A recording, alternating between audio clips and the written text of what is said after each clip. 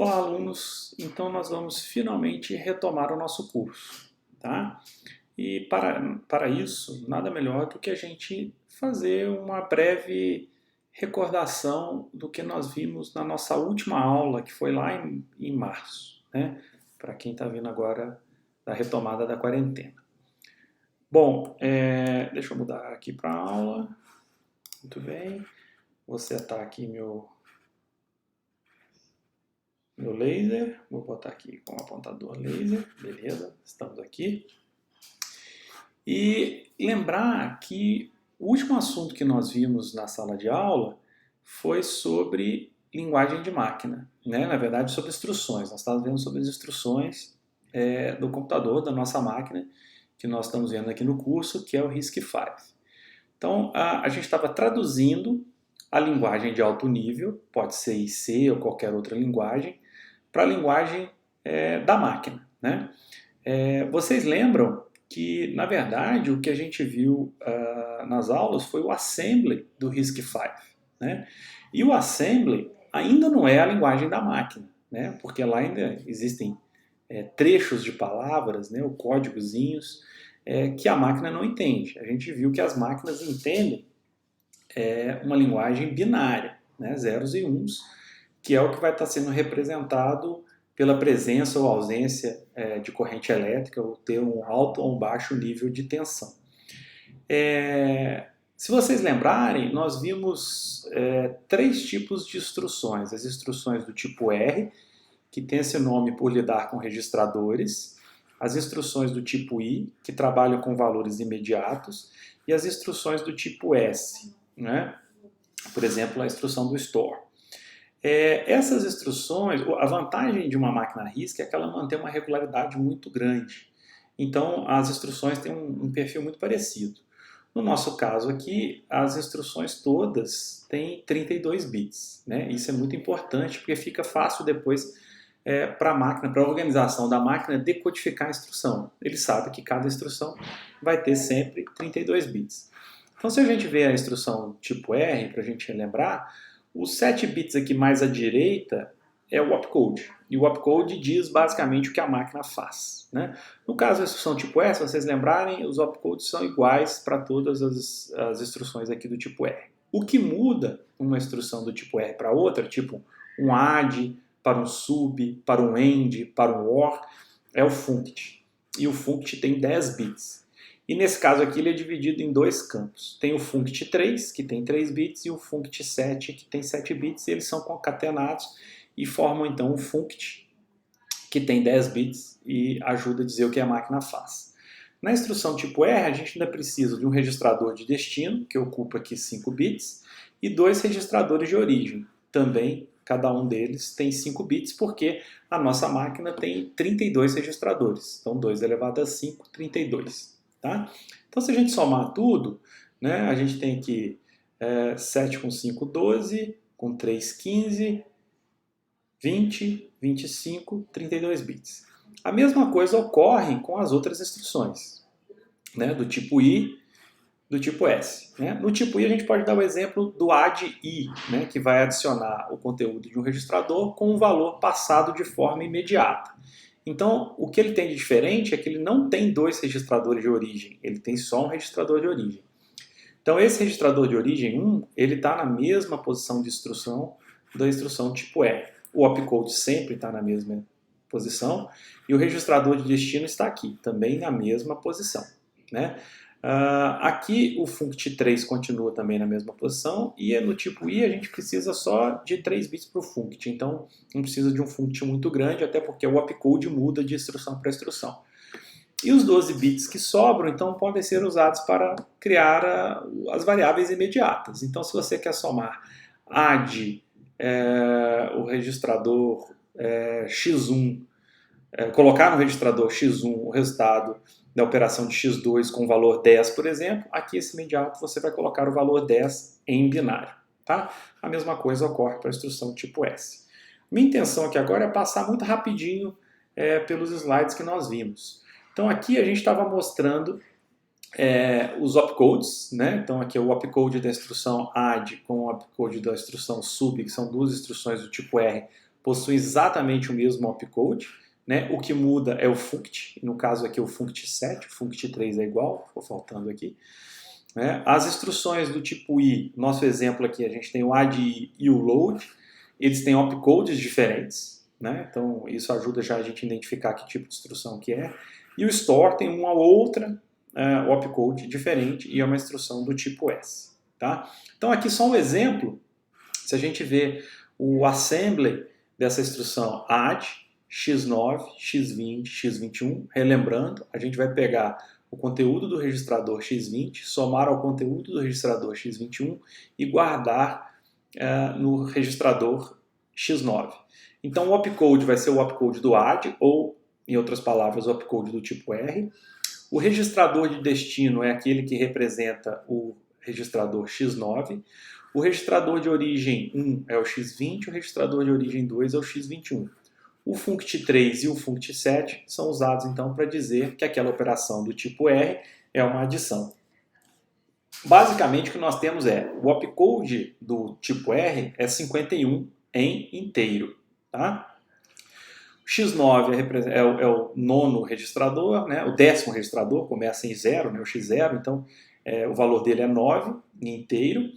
O x20 é 20, o x21 21, e o funct3 0 e o funct7 0. Isso diz que é uma soma.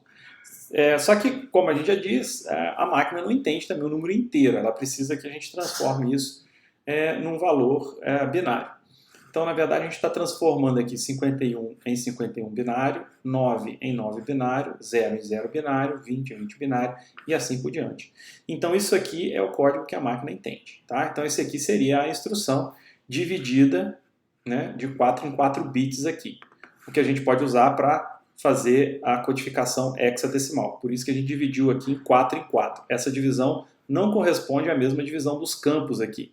Né? Então, a gente pode ver aqui, ó, que os 4 primeiros bits são os 4 primeiros bits do opcode, e os próximos 4 bits pegam os 3 bits aqui do opcode, mais um bit aqui do registrador. Né? Essa separação aqui é para que a gente possa enxergar também em hexadecimal.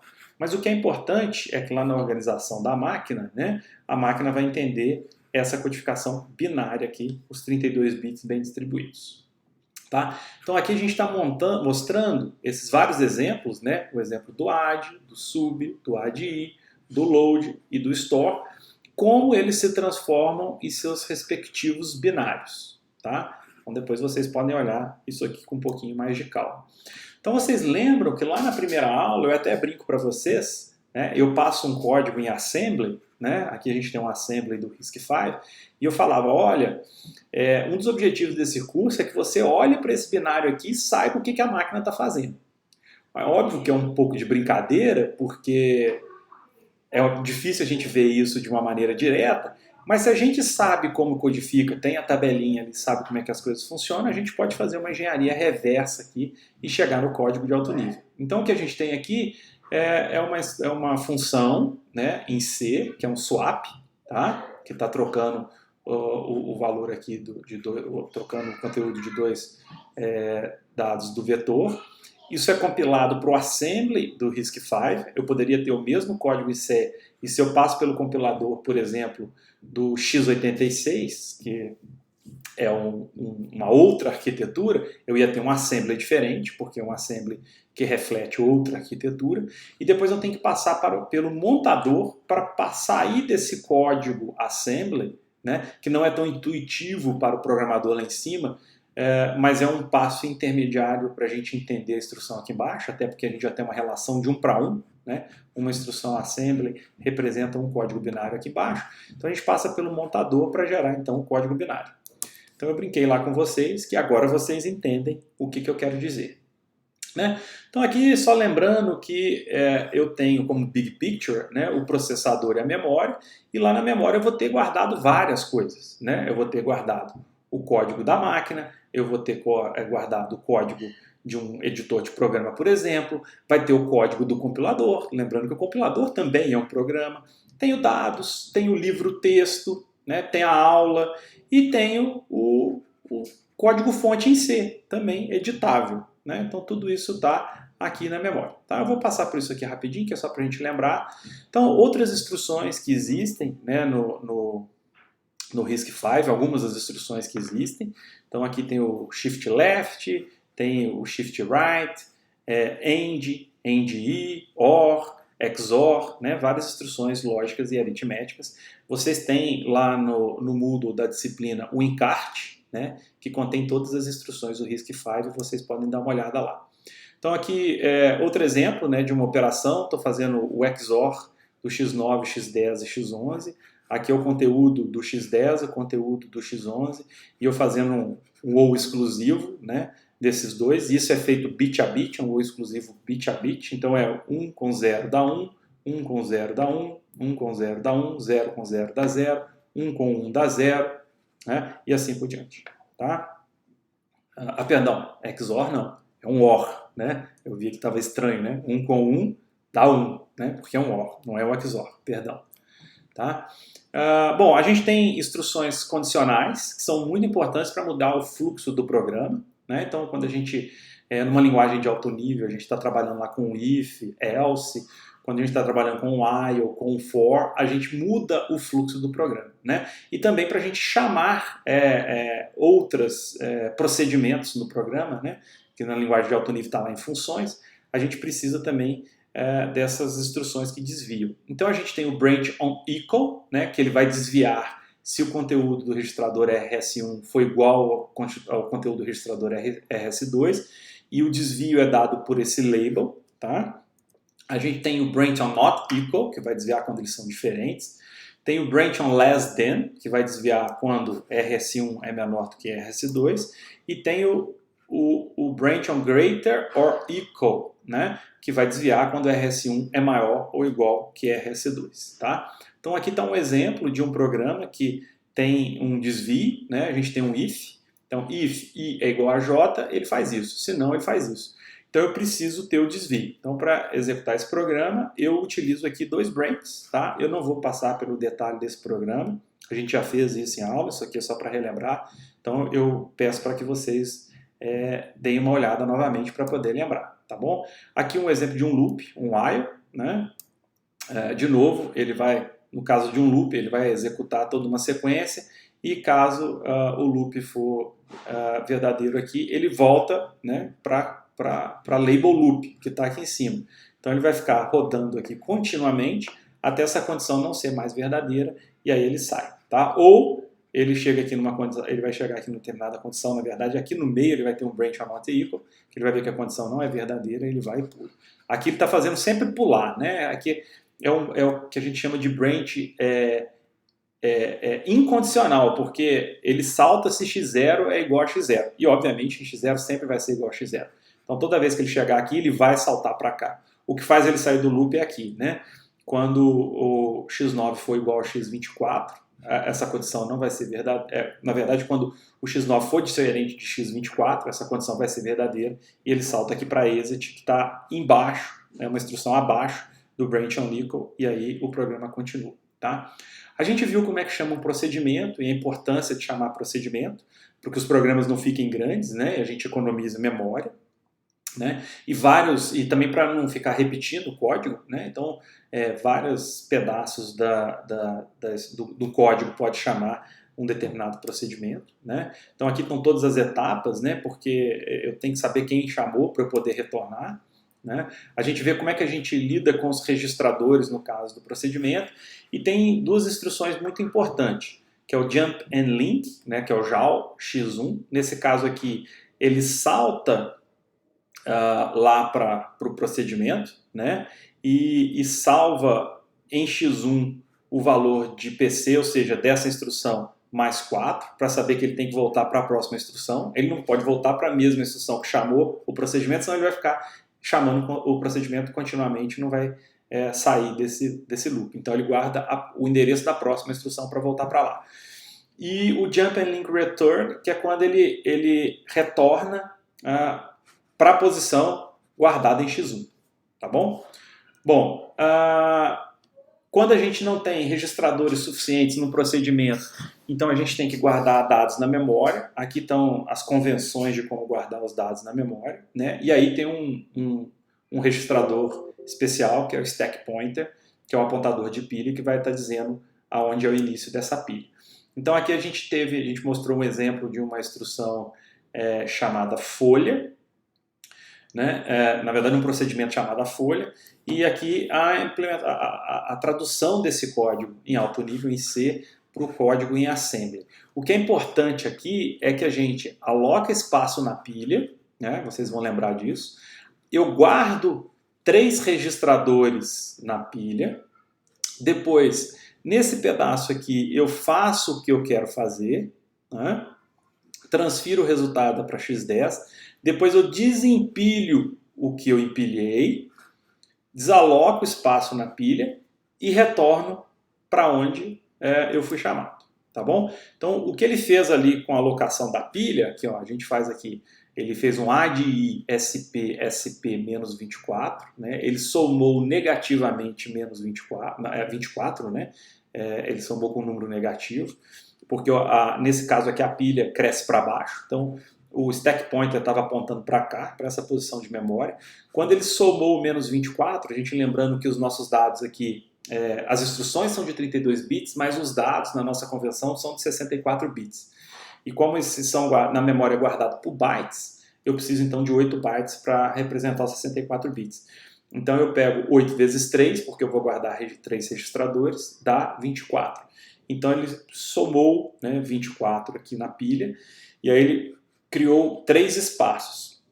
E nesse espaço ele guardou os registradores x5, os conteúdos, né, na verdade, dos registradores x5, x6 e x20, que é o que a gente vê aqui. Quando termina, ele desaloca, então ele fez um store para guardar na memória, depois ele faz um load para pegar na memória e restaurar o conteúdo dos registradores. E por que ele guardou esses registradores? Porque foram exatamente os registradores que ele alterou aqui no programa. Então, para não voltar para lá com o conteúdo do registrador sujo, ele guardou. Tá? Depois ele somou SP igual a SP mais 24, o que ele fez foi desalocou o espaço que ele tinha alocado na memória. Tá bom? Bom, aqui um outro exemplo que a gente viu de um programa que que é recursivo, né? É um fatorial. Então, o programa chama ele mesmo, né? O procedimento chama ele mesmo. Então, a gente viu aqui em detalhes. Então, a minha sugestão para vocês relembrarem e voltarem a ficar com um assunto fresco na cabeça, é passar detalhadamente esse exemplo, coloca um valor para n aqui e faz o passo a passo, né? Associa cada registrador às variáveis aqui. Não coloque um valor de n muito grande, porque senão vocês vão demorar muito. Se vocês colocarem um n igual a 2 aqui e fizer o passo a passo, vocês já vão entender direitinho como é que isso funciona. Tá? É só lembrar da aula que nós tivemos lá. Bom, e aqui a gente tem os modos de endereçamento, né? Alguns dos modos de endereçamento presentes no RISC-V, os mais comuns. Então, o primeiro é o modo de endereçamento imediato, que é o dado, por exemplo, na instrução ADI, porque ele passa o valor imediatamente, por isso que o imediato está destacado aqui em azul. A gente tem o modo de endereçamento registrador, que é uma instrução do tipo R convencional, porque ele só endereça registradores. Então ele vai estar endereçando o registrador RS1, RS2 e o de destino RD. Né? A gente tem um modo de endereçamento baseado em endereços. Né? Então, na verdade, é o caso do load e do store, que a gente pega o conteúdo de um registrador, né? Por exemplo, no caso do load, né? Eu vou pegar o RS1, que é o registrador de origem, né? Que vai me ajudar a dar o endereço do dado lá na memória. Vou somar ao imediato. Então eu pego o conteúdo desse registrador, que está marcado aqui como register, mas é o conteúdo do RS1, dado pelo endereço do RS1, somo com o valor imediato, aí sim eu tenho o endereço para acessar a memória. Tá? E no caso do jump, né, ele colocou aqui o jump, mas do branch e assim por diante, muitas vezes esses são relativos ao PC. Né?